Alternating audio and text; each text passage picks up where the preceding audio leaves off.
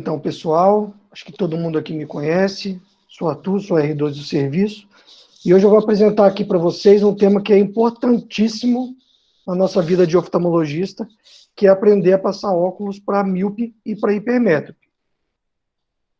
Então, aqui eu vou começar só com... deixa eu sair da apresentação só para tirar esse ocultar aqui. Pronto, deixa eu voltar. Então, vou fazer só um resumo do que eu vou falar aqui hoje. Eu vou iniciar fazendo uma introdução sobre a magnitude dos erros refracionais, a quantidade de impacto que isso traz no mundo. Vou passar para uma lembrança de conceitos que já foram passados em aulas anteriores, e depois a gente vai falar de uns princípios gerais da prescrição óptica, não entrando tanto no tema específico, miopia e hipermetropia, mas fazendo um geralzão. Aí depois eu vou passar para a miopia, que é um tema um pouco mais light, e depois para a hipermetropia. E entre os dois temas eu vou sempre intercalar aí com casos clínicos para a gente conseguir sedimentar o conhecimento que foi passado aqui hoje. Então, fazendo uma introdução, essa tabela foi uma tabela que foi retirada do CBO, da 4ª edição, que mostra que os erros de refração não corrigidos, eles compreendem 42% das causas globais de deficiência visual no ano de 2010. E a gente consegue ver que 2,3 bilhões de pessoas têm baixa acuidade visual por erro refracional não corrigidos. 670 milhões desses 2,3 bilhões não têm acesso à correção óptica. Isso gera problemas de interação social, desempenho acadêmico. Eu vi algumas fontes que falavam até de aumento de mortalidade por conta de erros refracionais não corrigidos. E o importante disso tudo é que as medidas de saúde pública, para a gente conseguir abordar isso e até corrigir isso, são de fácil execução. Como, por exemplo, uma professora na pré-escola lá pega e faz uma triagem da acuidade visual das crianças, ou a gente já fez lá na Unicamp o mutirão de óculos, tá joia? Então, assim, vamos começar falando sobre o que é a ametropia. A ametropia é a ausência de emetropia, sendo que emetropia é um estado em que o olho ele tem raios paralelos que entram pela superfície da córnea, passam por suas estruturas e convergem, caindo diretamente e exatamente na retina. Ou seja, isso é emetropia. E a ametropia, eu vou ter tipos diferentes, né?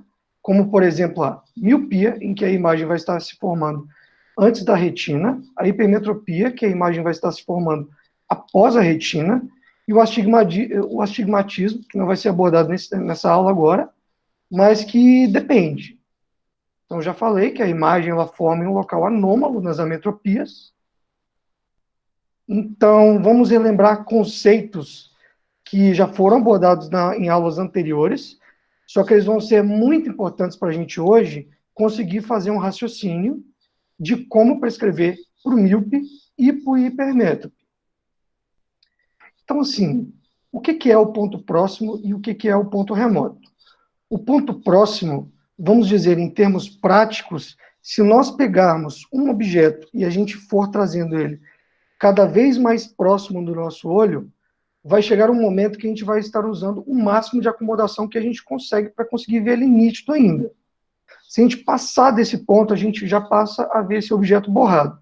Esse ponto máximo que a gente consegue ver esse objeto utilizando o máximo de acomodação com nitidez ainda seria o ponto próximo. Sendo que aí vamos para o outro conceito, que é o ponto remoto. O que é o ponto remoto?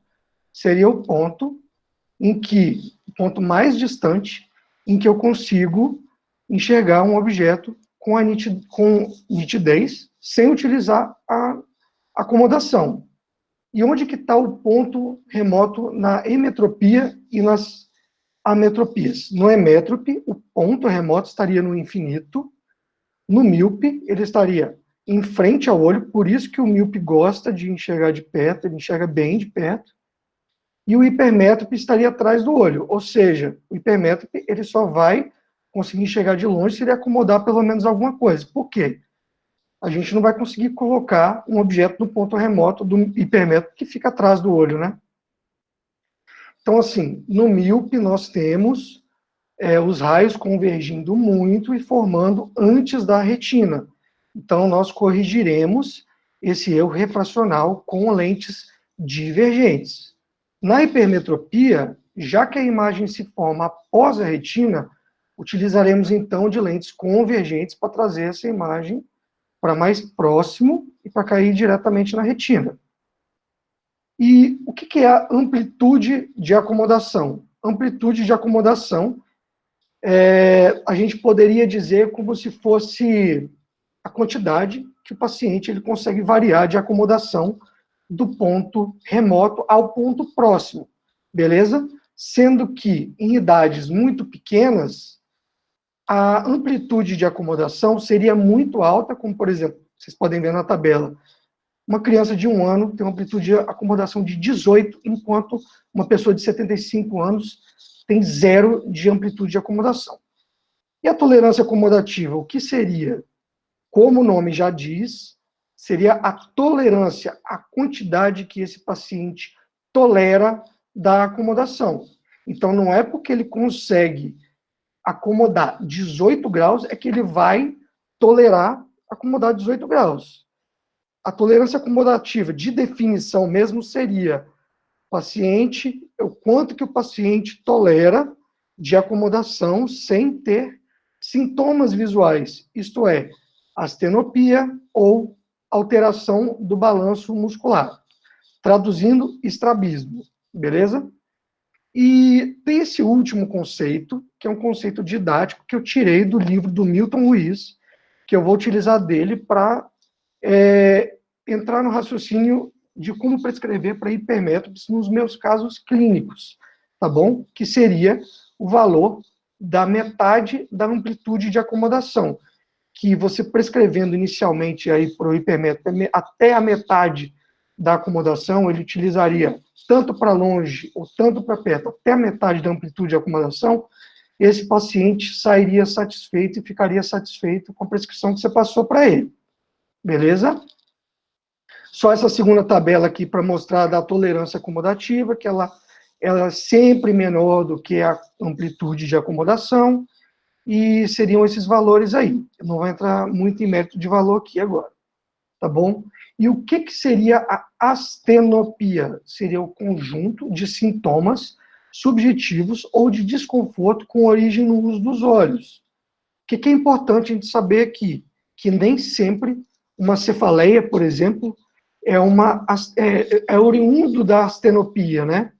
A gente também não tem somente a cefaleia como um sintoma da astenopia. A gente pode ter a cefaleia, ou cansaço visual, pode ser só um desconforto periocular discreto, mas como que a gente diferencia, por exemplo, uma cefaleia de causa não refracional de refracional, por exemplo? Na cefaleia da astenopia mesmo, refracional, geralmente seria na região frontal, ela estaria presente mais na parte vespertina do dia e é desencadeada por atividades que exijam mais acomodação mesmo. Então, o paciente começa a ler, daí a 15 minutos ele relata para você que ele começa a ter queixas de desconforto visual. Beleza? Se for uma cefaleia, sei lá, matutina, o paciente acordou com dor de cabeça, provavelmente não é refracional, né? E vamos lá, então, para os princípios gerais da prescrição ótica. Vamos nos apoiar aqui em 3 principais fatores, que seria o valor total da ametropia, que a gente poderia falar que seria um valor feito sob cicloplegia, tá? Falando geralzão aqui, tá bom? A idade do paciente. Por que a idade do paciente? Por conta da amplitude de acomodação e tolerância acomodativa, que vão entrar no cálculo aí, para a gente saber quanto que a gente vai passar para esse paciente. E a presença ou não de sinais e sintomas. Astenopia, baixa de acuidade visual, se é para longe ou para perto, e alteração do balanço muscular, estrabismo. Uma observação que eu queria fazer só é que o paciente, geralmente, ele prefere um grau que pelo menos ele consegue acomodar um pouco. Por que isso? Porque ele acomodando um pouquinho, ele consegue fazer um ajuste fino na retina daquela imagem.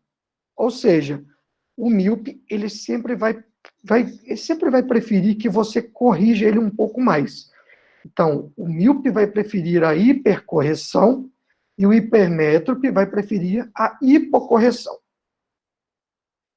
Só coloquei essa imagem aqui para ovacionar nosso autorrefrator, professora Mônica, professor Gabriel, por favor, não batam em mim, não me xinguem, por favor. É só para falar que eles nos ajudam muito na prática diária também, além da faixinha, né? E, para quem nunca fez, a dica da catarata congênita é pedir para a criancinha olhar para a portinha que o Homem-Aranha vai aparecer lá. Funciona. As crianças sempre adoram isso. E o que perguntar ao paciente sobre sintomas, quando ele apresenta sintomas? Se borra a visão, para que distância que borra a visão? É para longe? É para perto? É numa visão intermediária? Esses sintomas aparecem logo de manhã, de tarde ou de noite? É desencadeado por alguma atividade visual, leitura, uso do computador, ou depende do trabalho que ele faz? Sempre tentar correlacionar, né? E com que duração da atividade visual aparecem sintomas? Se é logo imediatamente ou se demora 15 minutos ou 60 minutos.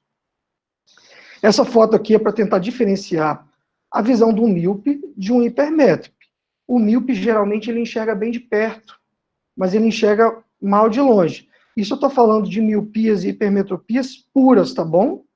Não estou falando com associação com astigmatismo, tá bom? Então, o míope, por exemplo, ele não vai ver a janela lá fora, não vai conseguir ver o balanço, as flores, mas ele consegue ver o jornal muito bem. O hipermétrope é o contrário, enxerga geralmente mal de perto, mas enxerga muito bem de longe. Essa tabela aqui é só para falar que existe sim uma relação direta entre a perda, o aumento dos graus, tanto na miopia simples quanto na hipermetropia absoluta, com a perda de linhas na tabela de Snellen. Ou seja, a cada 0,25, tanto de miopia simples quanto de hipermetropia absoluta, eu vou perder uma linha na tabela de Snellen. Então, o cara que já é menos 0,25, ele vai estar lá 20,25 na tabela de Snellen. E assim por diante. Então, vamos falar um pouquinho sobre miopia especificamente. É uma doença que ela é prevalente em crianças, tem uma prevalência variável. Nos Estados Unidos é de 20% a 50%, e na Ásia chega até 80% e 90% em alguns países, tá bom? Singapura, que eu vi lá, e tem uma prevalência crescente. Alguns médicos, alguns estudiosos falam que tem uma epidemia aí de miopia, né? Aí vocês podem ver que a cada década aí aumenta muito a previsão da quantidade de pessoas que vão ser acometidas. Existem algumas teorias para isso, tanto a teoria ambiental, de que a criança que usa muito, faz muitas atividades de perto, estaria propensa a desenvolver mais miopia, e também o fato das crianças ficarem mais confinadas dentro de casa e fazendo menos atividades ao ar livre também seria um fator, tá bom? Eu vou explicar o porquê um pouco mais para frente, mas está relacionado também. A etiologia da miopia é uma doença, né, que tem uma etiologia multifatorial, tanto ambiental quanto genética. Genética não tem, talvez, um gene tão estabelecido nas formas não sindrômicas, né, as formas sindrômicas têm, mas existe uma relação, sim, nos pais que têm miopia com um risco maior das crianças desses pais terem miopia, desenvolverem pela infância ou adolescência. E o fator ambiental seria aquele que eu já falei antes, tá bom? A classificação, uma primeira classificação, tá? Divide a miopia em fisiológica e patológica. O que a gente precisa saber disso? Que a fisiológica, na miopia fisiológica, as estruturas oculares são normais. Então, retina, coroide, esclera, tem valores de espessura normal. E esse tipo de miopia, ela tende a progredir durante a infância e a adolescência e se estabiliza, geralmente, ao fim da puberdade. pode ter um segundo shift miópico aí, na segunda, terceira década, mas é incomum, tá bom? E antes de falar propriamente dito o que é miopia patológica, a gente precisa saber diferenciar alta miopia de miopia patológica. São conceitos distintos, tá? A alta miopia seria um olho que você tem um grau maior do que -6 ou um diâmetro axial maior do que 26,5 milímetros. Mas você tem as estruturas oculares normais também, assim como a miopia fisiológica, você não tem degeneração de retina e polo posterior, tá bom? Já a miopia patológica, não. Você tem um olho com alta miopia, mais degenerações no fundo de olho. Está relacionado com afilamento progressivo de retina, coroide, esclera, e tem um risco aumentado de desenvolvimento de degeneração retiniana e baixa de acuidade visual progressiva. Um fundo de olho esperado seria algo similar disso aqui. Eu peguei um caso já avançado aí, mas não é o tema da aula aqui, tá bom? Outra classificação seria uma classificação anatômica, que primariamente divide em miopia axial e refrativa, sendo que a axial, o comprimento axial do olho, é o grande causador da miopia. Então, ele é grande para o poder refrativo do olho, a imagem cai antes por conta disso, cai antes da retina, né? E o refrativo, o poder refrativo, ele é alto para o comprimento axial. Dentro da miopia refrativa, a gente tem subdivisões, sendo que você tem a refrativa de índice, em que você tem alteração, vamos dizer que seja uma alteração como se fosse molecular, tá? Se não tem alteração de curvatura nem nada, porque senão você entra na segunda subdivisão. Por exemplo, na catarata nuclear, você tem uma alteração do núcleo do cristalino, ele aumenta o seu índice de refração, converge mais os raios e miopia o paciente. Talvez os R1s nunca tenham ouvido falar disso, mas o resto todo mundo já ouviu. A miopia refrativa de curvatura é aquela que você tem um aumento da curvatura, você tem uma diminuição do raio, por exemplo, da córnea, nas ectasias corneanas, tornando o poder dessa estrutura da córnea maior. Então, a imagem também forma antes da retina. Não vou entrar não vou falar de diabetes. No espaço da acomodação, coloquei porque também estava lá no livro do Milton Ruiz, mas seria uma causa de pseudomiopia, tá bom? E de câmara anterior não consegui achar nenhum exemplo, então vou pular, tá? De sinais e sintomas, então, da miopia, a gente sabe que o míope enxerga mal para longe, mas enxerga bem para perto, geralmente, beleza? E fundamentos, vamos falar então dos fundamentos da correção óptica no míope. Quando que eu prescrevo esse paciente? Bom, por via de regra, eu vou corrigir sempre o míope. Por quê? Porque a imagem no míope forma antes da retina, então eu não tenho acomodação que vá fazer esse grau ser compensado, como, por exemplo, no hipermétrope. Beleza? Exceção, crianças pequenas com baixa miopia. Por quê? Porque o mundo da criança é para perto. Então, a criança até 3 anos aí, pré-verbal, criança até 3 anos, o que importa para ela? Importa ela brincar com os brinquedinhos dela, ver a mãe, o pai de perto, entendeu? Não tem muito, não tem escola, não tem exigência. Então, já que enxerga bem de perto, está estimulando a retina também, o risco de ambliopia também é menor, então a gente nos preocupa muito menos. Toda a tabelinha que eu coloquei na minha apresentação, que for branquinha, nesse mesmo modelo aí, vai ser da Sociedade Brasileira de Oftalmologia Pediátrica, tá bom? Então, são orientações deles de quando prescrever. De 0 a 1 ano, então, vou prescrever só maior do que 4 graus de miopia, de 1 a 2 anos, maior do que 3 graus, de 2 a 3 anos, maior do que 2,5 graus. Agora, o importante, quanto que eu prescrevo? Para crianças pequenas, eu posso ir por corrigir, eu não preciso necessariamente prescrever esse grau total. Mas aí não tem receita de bolo, tá bom? Agora, para crianças maiores e adultos, exigência já é um pouco maior, já está indo para a escola, a criança está sentadinha na cadeira, às vezes não consegue ver o quadro lá na frente, então você já pensa em prescrever qualquer grau, sendo esse máximo ou total. Ó, se eu estiver falando alguma besteira aí, professora Mônica, professor Gabriel, por favor, me interrompam aí.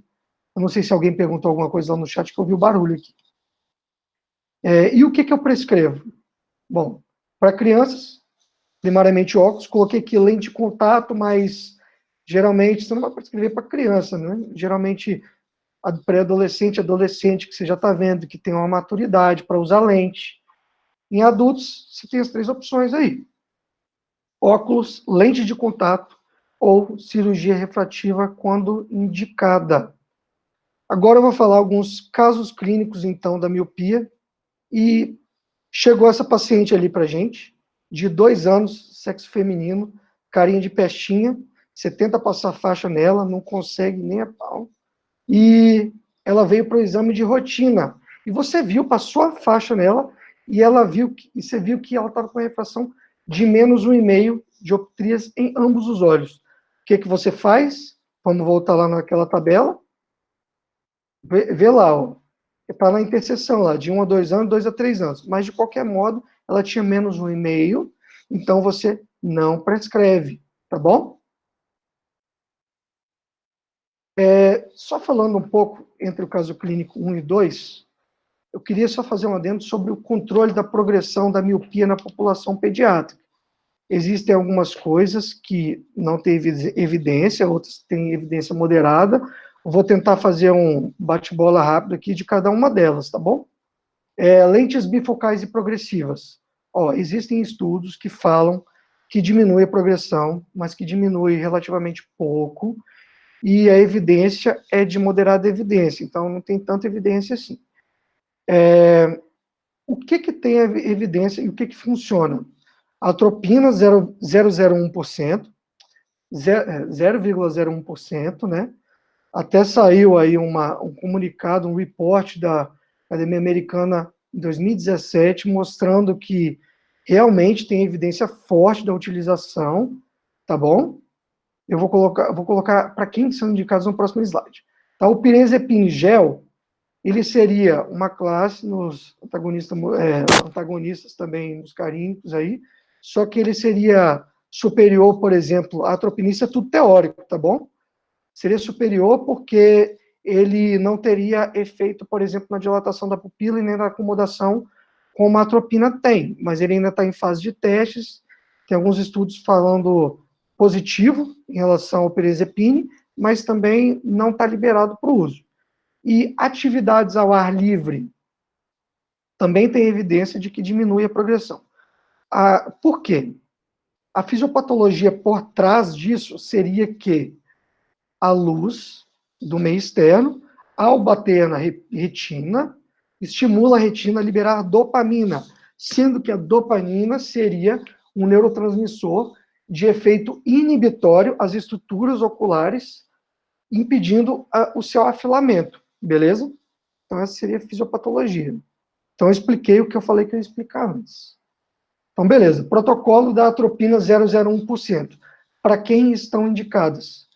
Para crianças maiores ou igual a 6 anos, que tem uma miopia maior ou igual a menos 0,75 dioptrias, e a posologia seria de 1 gota à noite em ambos os olhos, até o fim da puberdade, que seria o momento que na miopia fisiológica, seria o momento que realmente ia estabilizar essa miopia, né? Então, beleza. Caso clínico 2, paciente de 26 anos, sexo masculino, universitário, chegou lá pra gente, no nosso consultório, e a gente até ficou com medo, né, olhando para a cara dele, e ele estava com queixa de baixa acuidade visual para longe. E a acuidade visual sem correção dele para longe era de 0,7 em ambos os olhos. A gente fez a refração dele certinho e viu que ele estava com menos 0,75 dioptrias em ambos os olhos e chegou a um 0.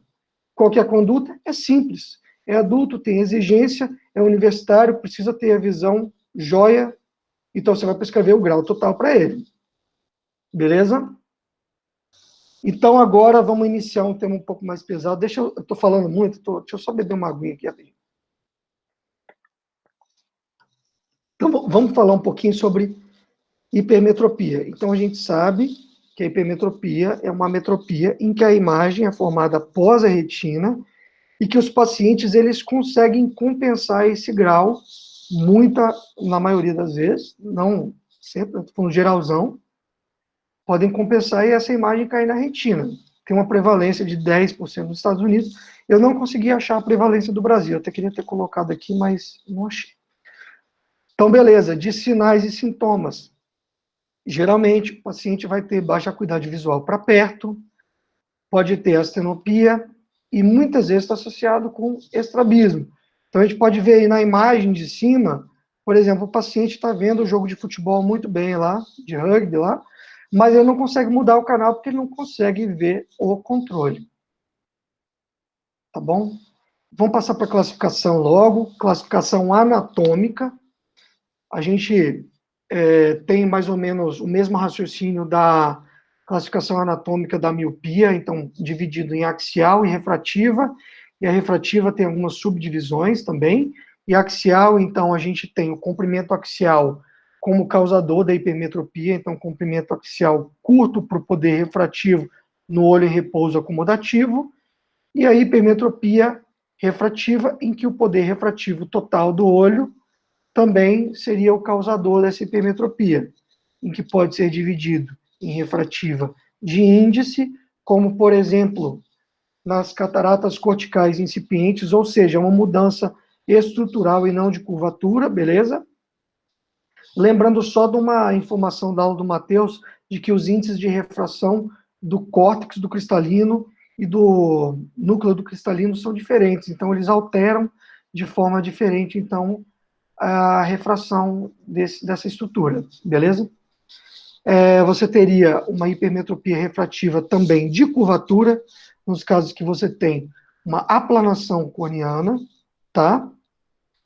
Eu achei um pouco viagem, mas eu coloquei esse outro exemplo aqui, que fala que no abaixamento súbito da glicemia, nos pacientes com diabetes mellitus, você teria uma diminuição do cristalino e isso deixaria ele menos globoso e diminuiria o poder refrativo dele e a imagem formaria após a retina. De eixo, microftalmia, edema macular, tumores coroidianos, e outros aqui que não entram tanto eles não conseguem ser englobados em uma das anteriores, seria a afasia, né, com os pacientes da catarata congênita, né, que a gente retira o cristalino inteiro e às vezes não coloca lío, ou um paciente com a subluxação de cristalino. Uma segunda classificação seria pelo valor da hipermetropia, sendo que uma hipermetropia baixa seria até mais 3 graus, moderada entre 3,01 positivos e 5 graus positivos, e alta seria maior ou igual a 5,01 dioptrias positivas. Essa classificação, eu vou pedir bastante atenção para vocês agora, que essa classificação mais difícil, talvez seja a parte mais difícil da aula, que seria a classificação pela acomodação da hipermetropia, beleza? Então, vamos dizer que a gente tem um paciente com hipermetropia e a gente cicloplegia ele, beleza? Só fazendo uma adenda aqui, todos os valores que estão dentro dessas setas, eles são valores fictícios que eu criei para deixar a aula um pouco mais didática e tentar deixar todo mundo aí saindo daqui sabendo esses conceitos muito bem. Então, a hipermetropia total, ela seria a hipermetropia, como o nome já diz, total em um olho sob cicloplegia, beleza? Isso é importantíssimo. Então, seria o grau, tipo... bom, vamos passar para frente. Por que ele é total, é diferente da manifesta? Porque a manifesta seria o quanto que o paciente ele mostra de grau no estado natural, sem cicloplegia, tá? Quando o paciente, ele, por exemplo, você vai fazer o exame nele, bota ele no Grins e tudo mais, ele não mostra o grau todo porque ele tem um tônus muito forte do músculo ciliar, beleza? E esse tônus forte do músculo ciliar, ele vai se mostrar com uma hipermetropia latente, beleza? Então, vamos dizer o seguinte, Se o paciente ele tem uma hipermetropia total de mais 3 graus, mais 3,5 dioptrias, visto sob cicloplegia, eu coloco ele no GRINS, eu só vejo que ele mostra mais 2,5 graus, eu vou ter, por exemplo, se eu já soubesse esses dois valores, uma hipermetropia latente de mais uma dioptria, beleza? Mas eu vou mostrar como que na prática a gente chega nesses valores, tá bom? Dentro da hipermetropia manifesta, a gente subdivide essa hipermetropia manifesta em absoluta e facultativa, sendo que a absoluta seria a parte da hipermetropia manifesta que o paciente ele não consegue acomodar, tá bom? Ele não consegue compensar, tá bom? Então, vamos dizer que ele tem uma hipermetropia manifesta de mais 1,5 graus, quer dizer que se ele tinha uma hipermetropia manifesta total de mais 2,5 graus e uma absoluta de mais 1,5 grau, o que ele estava conseguindo acomodar, além do tônus que ele já tinha, era de uma dioptria. Então, assim, vamos ter, só para a gente diferenciar um pouquinho aqui, a gente tem o tônus já muito forte, desse músculo ciliar, mas, além desse tônus, esse paciente ainda consegue acomodar um pouco ainda, tá bom? Então, assim, se a gente inicialmente fosse ver esse grau do paciente, ele ia inicialmente, às vezes, a gente ia achar que talvez ele ia ter só 1,5 graus positivo de hipermetropia aí, tá bom? Eu acho que todo mundo ficou confuso, beleza? Mas eu vou colocar um caso clínico aqui, para a gente conseguir sedimentar isso de uma forma melhor, e pelo raciocínio inverso, né? Então, chegou um paciente para a gente, com 35 anos, ele tem uma acuidade visual, sem correção, de 0,5 em ambos os olhos, beleza? Então, a gente pega esse paciente e coloca ele no GRINS. A gente já sabe que ele tem hipermetropia, tá bom? Ou bater ele no autorrefrator, etc. Mas você colocou ele no GRINS, você começou plano em ambos os olhos, e você vai progressivamente aumentando 0,25 dioptrias, tá bom? Até ele chegar a 1,0, beleza? Quando você chegar a 1,0, esse vai ser o total que o paciente não estava conseguindo compensar, beleza? Então, vamos dizer que o primeiro grau que ele chegou ao 0 é de mais 1,5 dioptria, tá bom? Essa seria a nossa hipermetropia manifesta absoluta, que ele não estava conseguindo acomodar. Então, esse vai ser o grande causador da baixa de acuidade visual, beleza?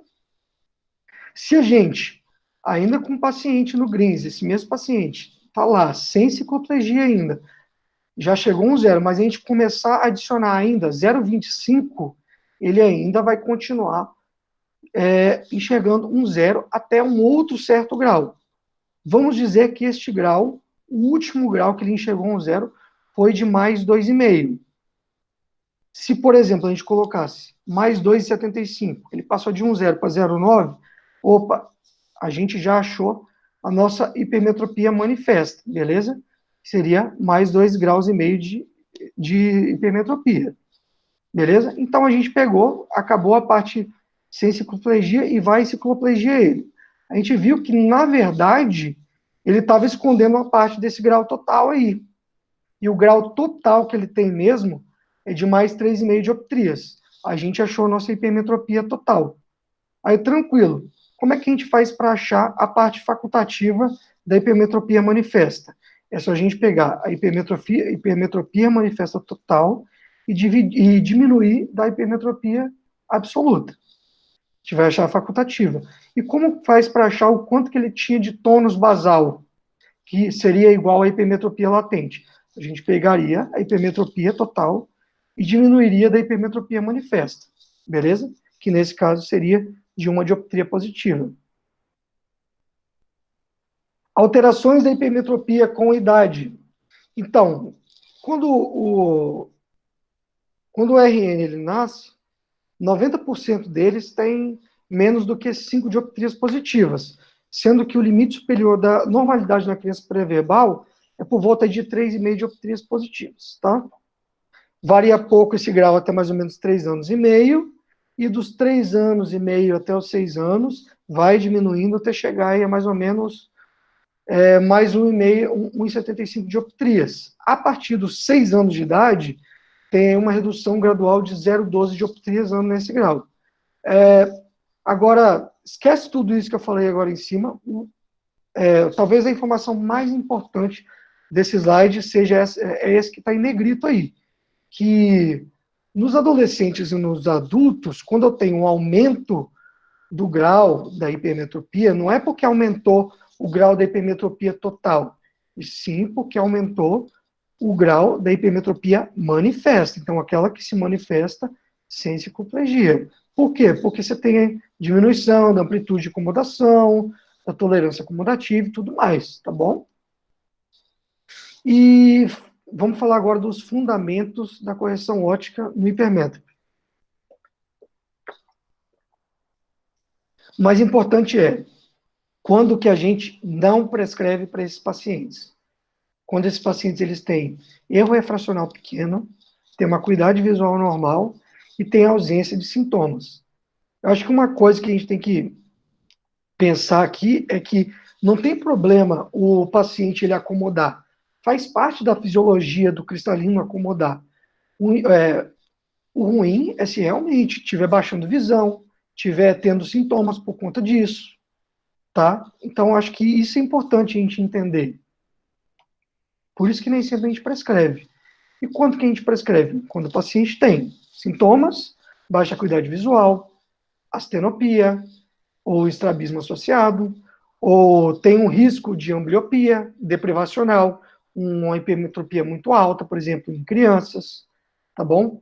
Então, esses pacientes, eles têm a possibilidade de ajustamento focal, né, porque ele acomoda, e fatores que influenciam muito na nossa mão aí, quanto prescrever a quantidade de hipermetropia e a idade do paciente, tá bom? Indo diretamente agora, falando um pouco sobre a prescrição desses pacientes nas crianças. A gente precisa saber, como já disse anteriormente, que as crianças elas têm uma amplitude acomodativa e uma tolerância acomodativas altas. Então, por isso que a gente não prescreve para criança com grande frequência, beleza? Se a criança ela só tiver hipermetropia, não tiver estrabismo associado, a gente pode ver pela recomendação da Sociedade Brasileira de Oftalmologia Pediátrica, crianças de 0 a 1 ano, a gente só prescreve se tiver mais do que 6 graus. Entre 1 a 2 anos, mais do que 5 graus. Mesma coisa, de 2 a 3 anos, mais do que 5 graus positivos. E nesses casos aí, a gente reduz a prescrição final de 1 a 2 dioptrias, a depender da quantidade de grau do paciente. Se tiver um pouco menos de grau, a gente tira 1. Se tiver mais grau, a gente pode tirar até 2 aí. Meio que proporcional aí. Tá bom? Agora, se a criança tiver uma hipermetropia, mas tiver um ET acomodativo, um estrabismo convergente aí, especialmente eu estou falando para os R1s, que talvez não sabe muito bem isso aí. Os pacientes, nossa mão, você pode ver que pela tabela da Sociedade Brasileira de Oftalmologia Pediátrica, que a gente prescreve com muito menos aí, ó. Então, se tiver mais do que 2 graus, a gente já prescreve. Entre 0 a 1 ano, né? De 1 a 2 anos, mais do que 2 graus também. De 2 a 3 anos, mais do que 1,5 grau. E a gente sempre prescreve a refração total aí sob cicloplegia, a não ser que se seja maior do que 3 dioptrias positivas, a gente pode tirar aí meia dioptria da refração final. Se esses pacientes tiverem mais do que 6 anos, aí geralmente a gente desconta 1 grau. Beleza? E o quanto que a gente vai prescrever? Então, baseado na tolerância acomodativa. Por isso que é importante a gente saber a idade do paciente. Beleza? A gente só tem que tomar cuidado com uma coisa, com as tais das regras de desconto. Por quê? Tem gente que fala, prescreve metade, prescreve 1/3 do total da hipermetropia do paciente. Só que, às vezes, isso dá muito certo, às vezes, para graus baixos. Olha lá, o paciente que tem 2, 3 graus aí, você quer prescrever alguma coisa para ele. Mas agora, por exemplo, um paciente que tem mais 10, você vai prescrever metade para ele, ele vai ficar não corrigido aí mais 5. Então, a gente tem que levar isso em consideração também. E o que prescrever? Então, por exemplo, Eu não vou entrar muito no mérito aqui, isso é muito parecido com o que eu já passei lá na parte da miopia. Criança, primariamente óculos, lente de contato, pré-adolescentes, ou adolescentes a depender da maturidade, e adultos, óculos, lente de contato ou cirurgia refrativa. Vou falar alguns casos clínicos agora, beleza? Então, vamos iniciar aí. Caso clínico 1. Chegou um paciente para a gente, 5 anos, sexo masculino, e ele vem encaminhado porque o professor da pré-escola viu uma alteração no exame de triagem visual. Beleza? Sem correção, ele era 0,67 em ambos os olhos. No exame do Prism Cover, ele tinha um ET de 4 dioptrias prismáticas para perto, de 8 dioptrias prismáticas para longe. E tinha uma estereopsia que não era muito boa, de 100 segundos de arco aí, tá bom? Refração sob cicloplegia era de mais 6,5 dioptrias em ambos os olhos. Mas a acuidade visual dele era de 0,65 em ambos os olhos. E aí, o que vocês querem fazer com esse paciente? Vocês querem prescrever parte? Vocês querem prescrever o grau todo? Alguém quer falar alguma coisa? Bom, ninguém falou nada, então vou prosseguir. Nesse caso aqui, apesar da gente saber que a amplitude de acomodação é alta e a tolerância acomodativa desse paciente é alta também, a gente vai prescrever o grau total para ele. Por quê? Porque ele estava ambliopizando, ambliopia de privação bilateral. Então, a gente vai prescrever esse grau total, vai acompanhar esse paciente. Tem que saber uma coisa nesse caso: a criança vai reclamar que está enxergando mal para longe, porque você vai colocar o grau total de hipermetropia. Ela é acostumada a acomodar pelo menos um pouco. Então, tem que frisar para os pais que tem que usar direto, forçar a criança a usar aí direto esse óculos. E esse paciente, ele evoluiu bem. Ao final de 2 anos, ficou com um 0, com correção em ambos os olhos, e uma acuidade visual estereoscópica de 40 centímetros de arco. Então, melhorou até a estereopsia dele. Vamos agora para o caso clínico 2. Então, chegou para a gente esse paciente aí de 23 anos, sexo masculino. Tinha óculos prescritos há 3 anos, mais 1,5 dioptrias em ambos os olhos. Ele relatava que tinha uma boa visão para longe e para perto, mas estava se queixando de desconforto visual durante a leitura prolongada para perto, né? Então, uma acuidade visual com correção para longe de um 0, e de J1 em ambos os olhos também. Tinha uma acuidade visual estereoscópica boa, mas aí a gente fazia a refração sob cicloplegia para ele, era de mais 5 dioptrias em ambos os olhos.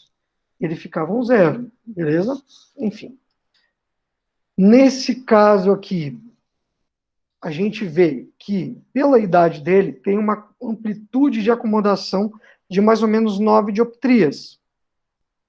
E agora eu vou entrar naquele conforto visual, aquela definição, aquele conceito que eu falei no início da aula, de que o conforto visual seria metade da amplitude de acomodação.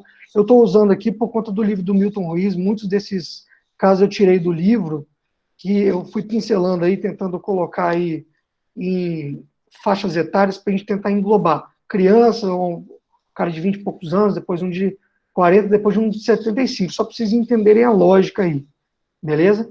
Então, só resumindo o caso, tinha um paciente que já tinha um certo grau de hipermetropia, tinha visão boa para longe e para perto, desconforto para perto, e ele tem uma amplitude de acomodação de 9 dioptrias, e o conforto visual, que seria metade da amplitude de acomodação, seria mais ou menos de 4,5 dioptrias.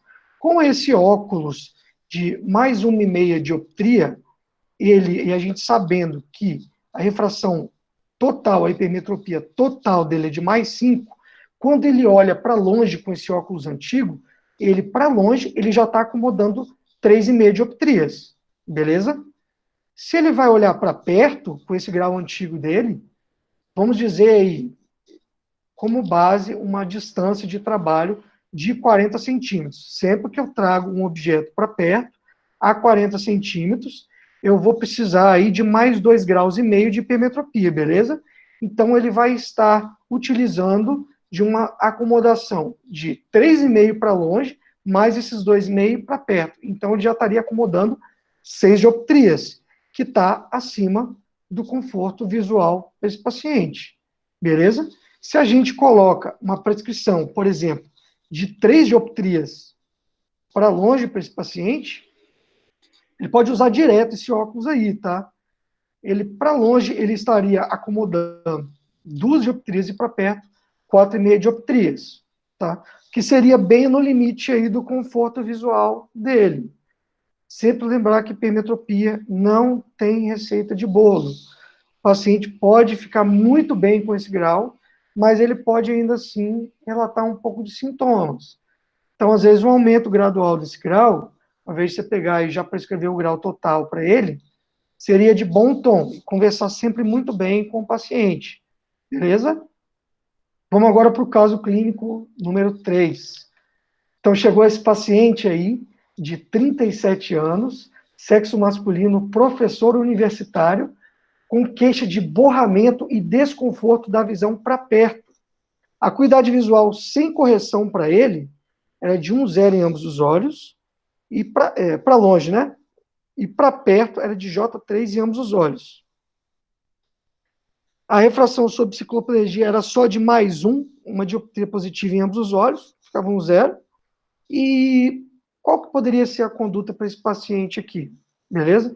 Eu acho que se bobear esse caso aqui... Ah, não, o caso da doutora Mônica, da semana, 2 semanas atrás, que ela pediu, o paciente tinha um pouco mais de grau, então é um pouquinho diferente. Mas beleza. O que a gente poderia fazer com esse paciente aqui? Cara de bravo esse paciente, né? A gente poderia, sabendo que a amplitude de acomodação dele para a idade é de mais ou menos 5 dioptrias, que o conforto visual dele é de mais ou menos 2,5 dioptrias, a gente poderia tentar prescrever um grau só para perto para ele, de mais 1 dioptria, beleza? A gente poderia prescrever talvez um pouco mais para perto? Poderia, mas a gente poderia também iniciar com esse grau aí. Não é um grau tão alto, o paciente poderia ficar assintomático. Por quê?